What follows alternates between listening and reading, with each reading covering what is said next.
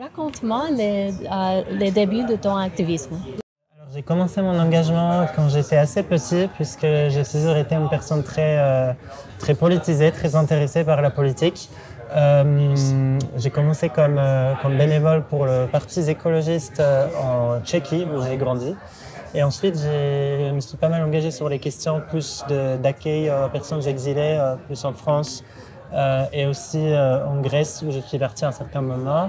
Et dernièrement, du coup, je suis activiste chez Action Justice Climat Paris, qui est un mouvement pour la justice climatique et sociale, qui essaye donc de lier les questions à la fois de justice climatique et aussi des questions de justice sociale, des questions d'antiracisme, de décolonialisme, etc. Et là, maintenant, ça fait 3 ans du coup que je suis activiste dans ce mouvement et que je mène la lutte aux côtés d'autres personnes de notre collectif. Dans quelle lutte es-tu engagé? Tu peux me raconter une action récente. Qu'est-ce qui s'est passé et avec quel résultat? Alors, je suis engagé dans une lutte qui est une lutte de désobéissance civile non violente, mais pas uniquement. Notre organisation fait aussi plein d'autres mobilisations du type conférences, formations, marches par exemple. Donc il y a tout un échantillon d'actions qu'on met en place autour de ces sujets de justice climatique et sociale. Une action récente dont je me rappelle, c'est par exemple l'action de blocage de l'Assemblée générale de Total, qu'on a organisée du coup à 2 reprises ces dernières années. Donc l'idée c'était tout simplement de bloquer l'entrée dans une salle où devait se tenir l'Assemblée générale des actionnaires de Total Énergie. Ça nous a moyennement réussi, enfin ça a plutôt réussi. Une fois, ils étaient obligés de faire les assemblées générales en ligne.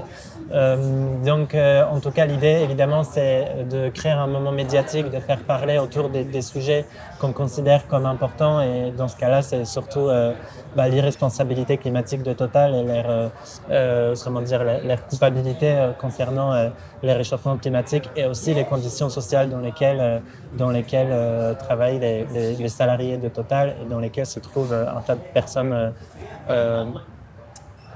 victimes de ces activités criminelles. Quel est le plus grand défi pour ta lutte en ce moment? Alors, en ce moment, je dirais que le plus grand défi, c'est qu'il y a un moment politique autour du mouvement climat en France qui a eu lieu plutôt vers les années 2018-2019 et qui maintenant s'est un peu essoufflé.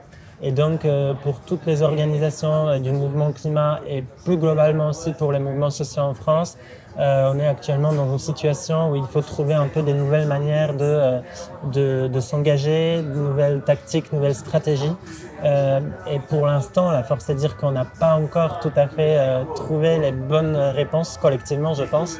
Ce qui fait que parfois on peut avoir moins de force, moins de bénévoles que dans le passé. Il peut y avoir un peu des désaccords stratégiques, etc. Mais je pense que c'est aussi un moment un peu difficile à passer, mais qui peut aussi nous renforcer.